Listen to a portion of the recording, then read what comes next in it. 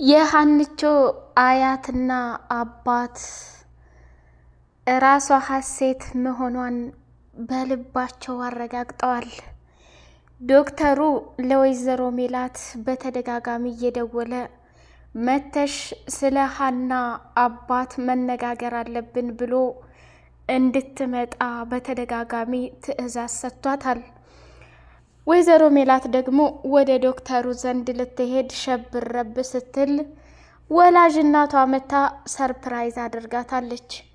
ዶክተሩ ነገሩን በስልክ መናገር ይችል ነበርና የዲኤንኤ ውጤቱ መጣ እንዴ ዶክተር ብላ ስትጠይቀው እሱ ደግሞ በስልክ ለመናገር አልፈለገምና እያንዳንዱ የባዩሽን ተንኮል ለሕክምና 800,000 ብር ማስፈለጉን ለሀና አባት ማለት ነው። እንዲሁም ደግሞ የዲኤንኤ ውጤቱን በገንዘብ እንዲቀይርላት ብዙ እየተባባለችኝ ነበረ ብሎ እውነታውን ፍርጥ ሲያደርግላት ወይዘሮ ሜላት ደግሞ ማመን አቅቷት ራሷን ይዛ ወደ መሬት ተደፋች። ያሳዝናል። ትክክለኛዋ ሀሴት ሀና ማለት ነው። ለአያቶቿ ያላት ክብርና ለትልቅ ሰው ያላት አመለካከት እጅግ በጣም ለየት ያለ ነው። ከእርግብ ጋር ደግሞ አይጥና ድመት ሆነዋል። ፈጽመው በትንሹም በትልቁም ሊስማሙም አልቻሉ ማለት ነው። እርግብም ደግሞ የሀሴትን ቦታ ይዛ የወይዘሮ ሜላት ልጅ ነኝ የሚል ልቧን አሳብጧት እንግዲህ ጢባራም ሆናለች ማለት ነው። እውነት ለመናገር እርግማን አሏት ኮሜንታተሮች፣ አልተሳሳታችሁም። እቺ እርግብ የምትባል ሰው ያው እንግዲህ በአንዳንድ ነገር እኮ ግን እየተዋረደች ነው።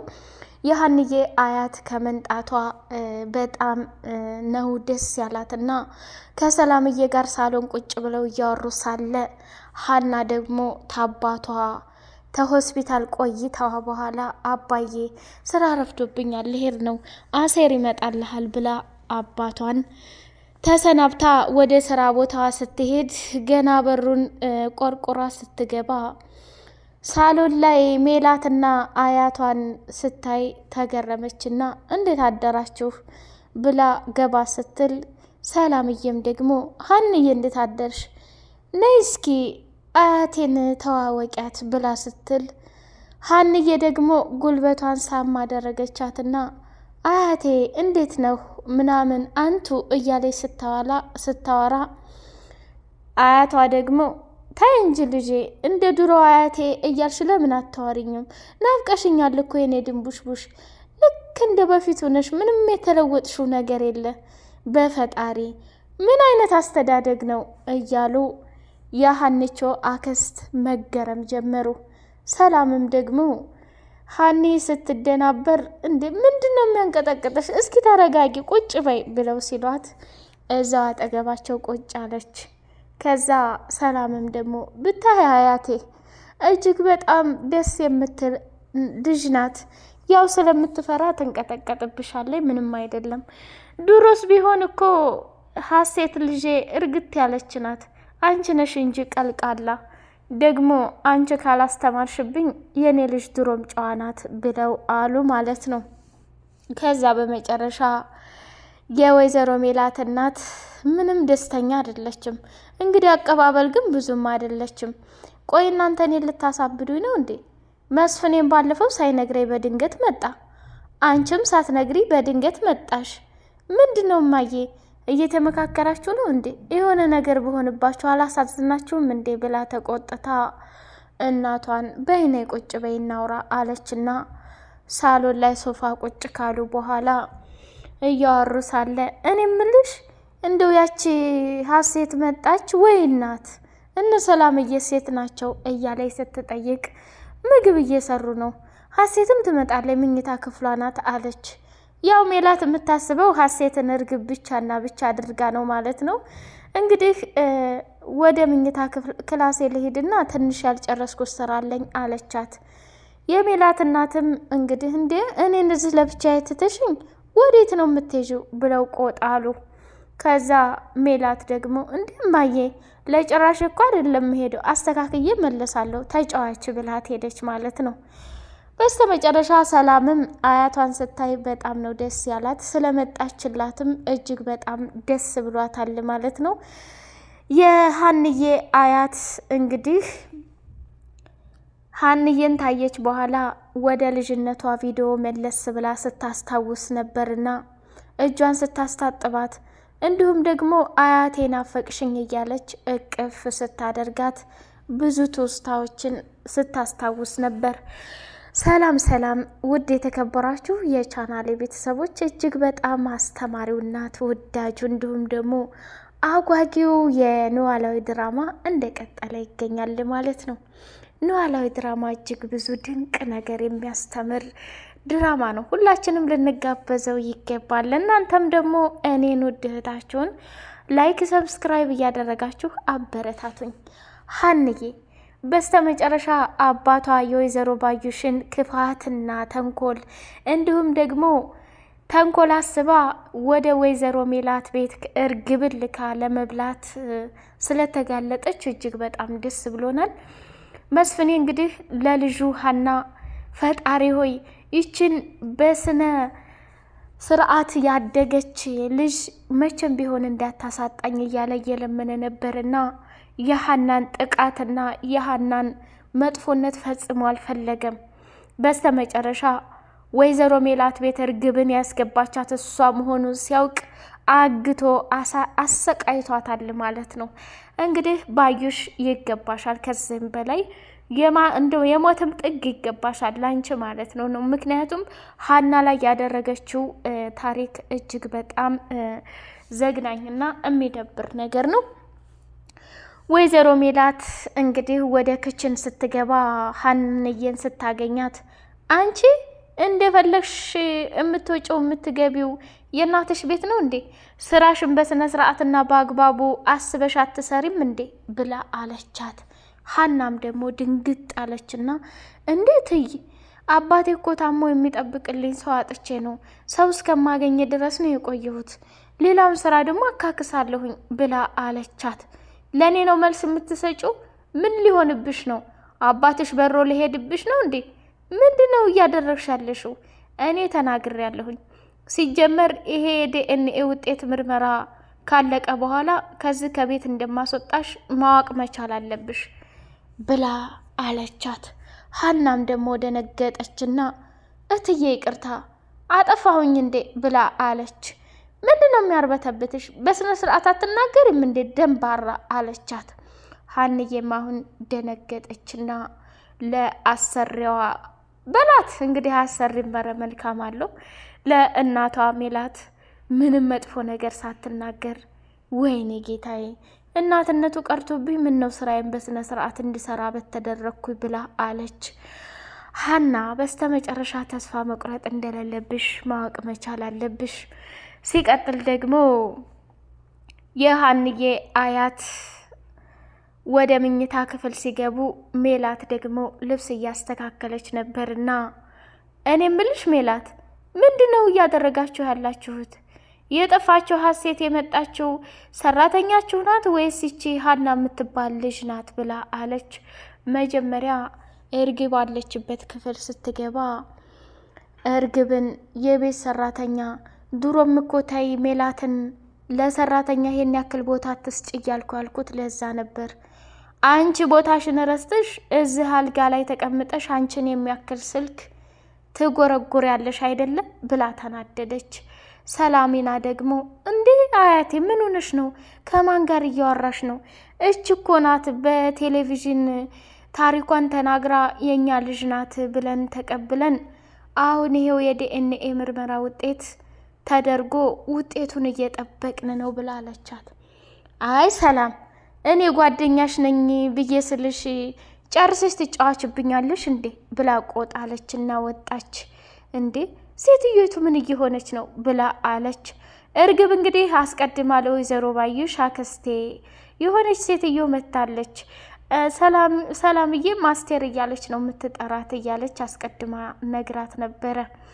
እና ጉድ እኮ ነው እንደው እዚህ ቤት የማይመጣ የለም እንዴ? የማንም መጫወቻ ሆንኩ እንዴ? እንደው በቃ መዋረጃ ጊዜ ደረሰ እንዴ? እያለች እርግብን በጭንቀት ላይ ትገኛለች።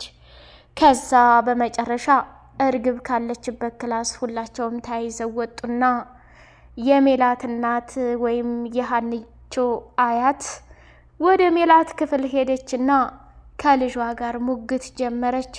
አልጋዋ ላይ ቁጭ አለችና ሜላት አንዳንዴ መጠርጠርም መልካም ነው።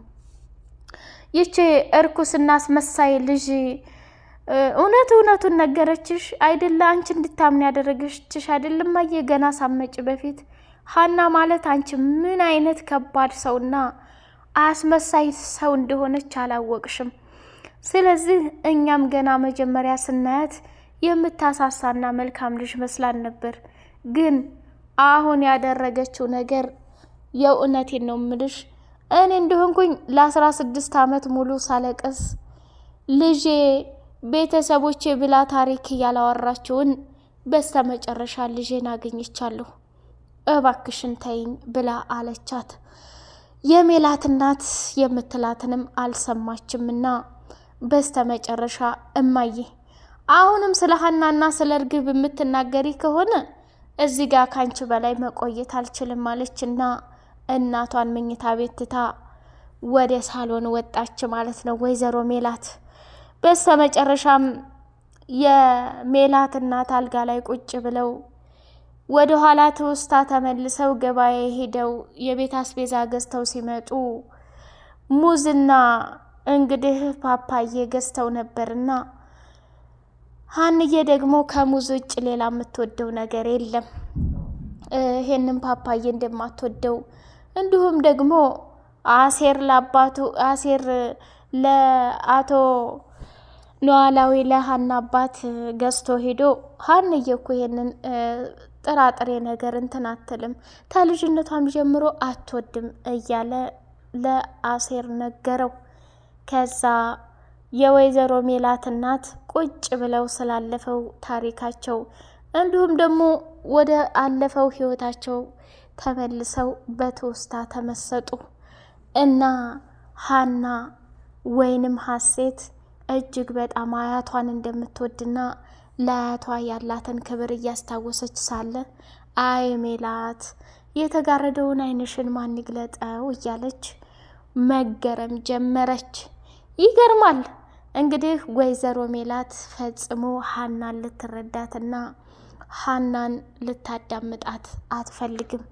ሀንዬ በስተመጨረሻ ስራዋን ጨራረሰችና ልትወጣ ስትል አያቷን እንደገና እስኪ ነይ ቁጭ ብለሽ የህይወት ታሪክሽንና ገጠመኞችሽን አውሪኝ አለቻት። አይ አያቴ ሌላ ቀን አጫውታችኋለሁኝ፣ እኔ አሁን ስራ አለብኝና እትዬዝ ቁጭ ብዬ ታዩኝ ጥሩ አይመጣም ብላ አለች። እንዴ ቆይ ምን እየተካሄደ ነው? ይሄ ቤተሰብ ምንድን እየሆነ ነው ያለው? ማንኛቸውን ልመን ብለው ግራ ተጋቡ።